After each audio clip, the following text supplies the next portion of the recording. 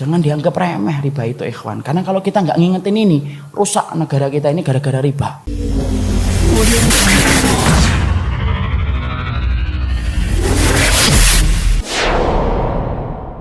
Antum pernah mendengar kisah nyata yang ditulis oleh seorang ibu ketika dia menuliskan tentang bagaimana haramnya tentang masalah riba. Dia cerita, kami dulunya adalah keluarga yang baik. Mengisi kegiatan kami setiap waktunya dengan mencari ilmu. Sampai satu waktu suami saya kepentok bisnisnya dan berkata, "Dek, ini kelihatannya bisnis kita ini tidak akan pernah besar kalau kita tidak pinjem. Modal kita cekak, bisnis kita tidak akan besar ini kalau kayak gini." Akhirnya kemudian sang istri berkata, "Ya sudah mas, cari itu. Carilah suami pinjaman yang tidak bersentuhan dengan riba." Karena dia sudah ngerti ilmunya, sudah paham. Riba itu merupakan sesuatu yang sangat dibenci sampai dipermaklumkan perang oleh Allah dan Rasulnya. Dia cari, kapan toh? Bukannya sabar.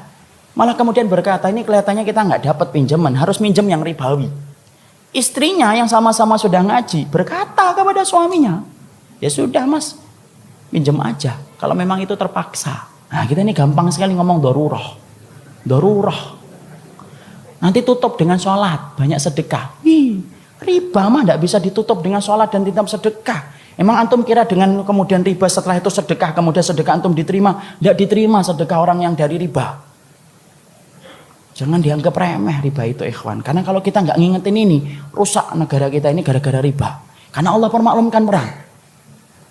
Akhirnya singkat ceritanya kemudian akhirnya bersentuhan. Mereka ngerti ilmunya tetapi tidak mampu menampik lambean pinjaman ribawi ketika itu begitu menggiurkan.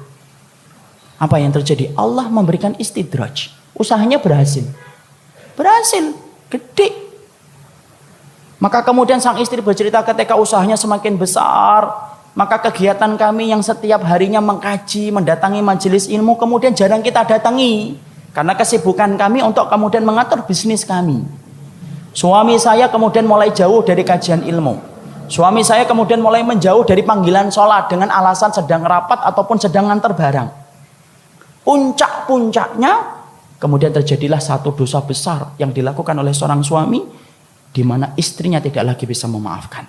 Ingat ikhwan, seorang suami kalau sudah melakukan dosa besar, istri punya hak meminta pisah dari suaminya dan itu syar'i.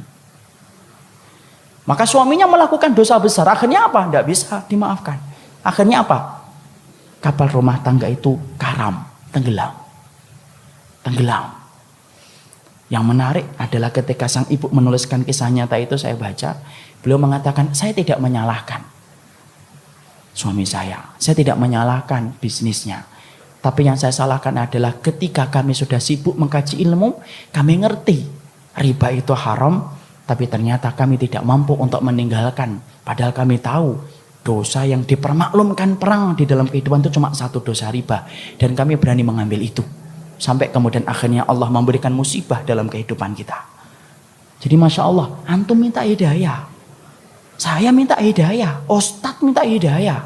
Kenapa? Karena belum tentu ilmu yang telah kita pelajari menjadikan kita mampu beramal dan bermanfaat ilmu itu dalam kehidupan kita. Masya Allah.